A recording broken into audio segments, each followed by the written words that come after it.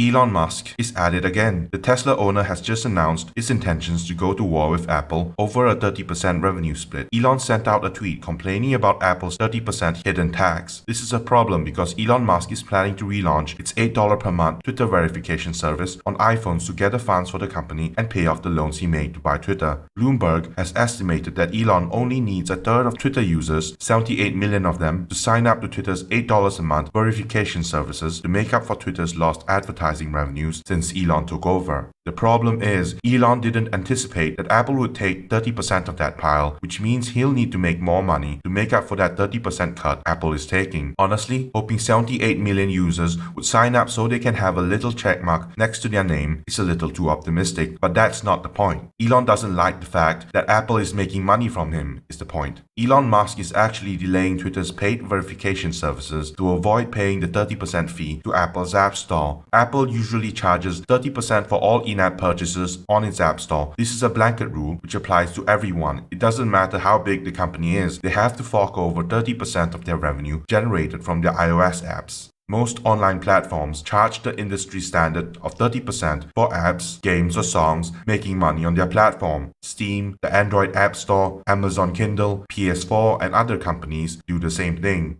Some, like Twitch, will go further and demand a 50% revenue split from its creators. Epic Games' 10% revenue split is an anomaly fueled by the company's desire to compete with Steam, the dominant platform for PC games, which charges 30% of revenues generated on its platform because it can. Many companies have complained about Apple's policy. Epic Games and Spotify have been Apple's greatest critics. Epic Games famously sued Apple for their 30% revenue split and actually lost. Right now, Elon is also unhappy because he thinks Apple has stopped advertising on Twitter. Apple allegedly stopped advertising on Twitter since Elon Musk took over, furthering the resentment Elon feels for the fruit company. Apple was hardly alone when it pulled its advertising on Twitter. Countless other companies have also removed their ads from Twitter as well. After Elon finalized his Twitter buyout, he introduced the Blue Verification Badge subscription service. Previously, Twitter had to manually verify an individual's account, and it was a free service. Twitter had to check to see if the person who owned the Twitter account were who they said they were. However, with the verification subscription Elon Musk introduced, the blue checkmark has become a paid service. Anyone could just buy the verification badge for $8 per month without any due diligence. To no one's surprise, when Twitter's verification subscription went live, the internet went wild. They impersonated official accounts of large companies.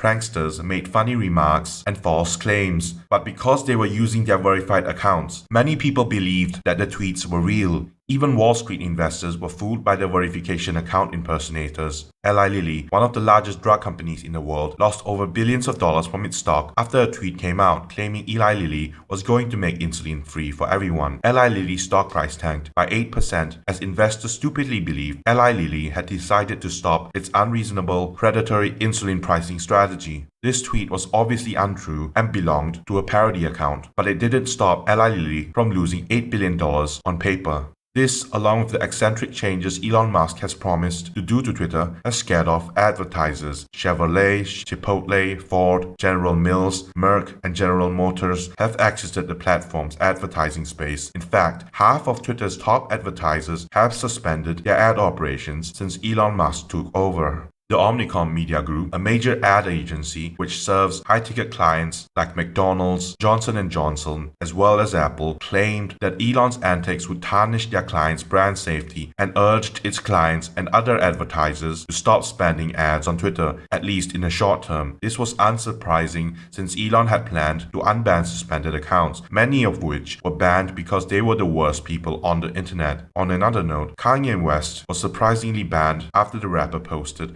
some anti-Semitic tweets. There was even a 1000% spike in racial slurs on Twitter the minute Elon took over the company, proving to everyone just what kind of platform that people were expecting from Twitter. Eli Lilly's $8 billion of losses was the final nail in the coffin as companies assessed their decision to continue advertising with Twitter. Elon was unhappy with the advertiser exodus, and he actually singled out Apple as a scapegoat. accusing that the company planned to remove Twitter from the App Store and claimed Apple hated free speech. Despite the advertiser exodus, Elon's claims that Apple was pulling out completely out of Twitter ads was untrue. According to PubMantic's research, Apple had apparently spent $84,000 on Twitter ads on the same day Elon tweeted Apple mostly stopped advertising on Twitter. So far, Apple has spent over $1 million in ads in November on Twitter compared to the $980,000 in the previous month of October. Perhaps Elon is panicking when his advertisers left because ads represented 90% of Twitter's revenue. Elon Musk is inflammatory and is capable of making accusations out of nowhere. He recently tweeted out a meme showing how he would go to war with Apple if the company ever took Twitter off the iOS App Store, only to be disproven by Apple. Elon Musk actually took down the meme, saying he was going to war with Apple after the Apple company responded to his tweets in the real world. Tim Cook invited Elon over to Apple's headquarters to talk it over. After that, Elon tweeted that Tim Cook had cleared up the misunderstanding and said Apple never considered removing Twitter from the App Store. Elon is still unhappy about Apple's 30% hidden tax. This hidden tax isn't so hidden at all. Since the day Steve Jobs introduced Apple's App Store in 2008, everyone knew about Apple's 30% cut from apps in the App Store.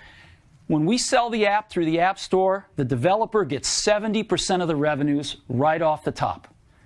We keep 30 to pay for running the App Store.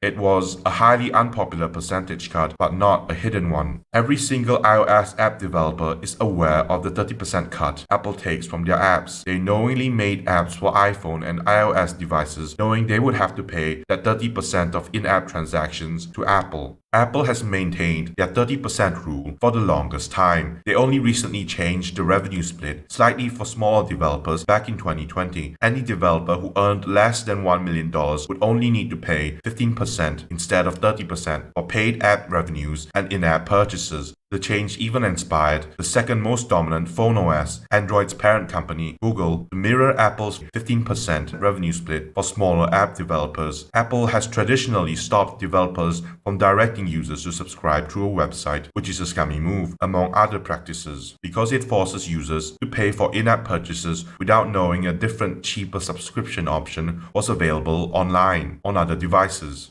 These days, Apple has allowed some apps to link to its website subscriptions online. Netflix was allowed to link their users to an online subscription page, bypassing the 30% revenue split on the App Store. While Apple runs an App Store monopoly, asking Apple for further changes to their business model may be asking too much. It is their platform, so they get to make their own rules, especially since Apple has been fighting against and winning most of its lawsuits from various companies, alleging that its 30% revenue split on its App Store was unfair. While Apple has made changes to its 30% revenue split in the recent years, it has stopped short of allowing bigger companies from opting out of the scheme. Apple has never made concessions to large companies when they complained about the 30% fee on the App Store, so Elon may have to launch Twitter Blue on iOS with a 30% pay cut built in. Thank you for watching. Like and subscribe.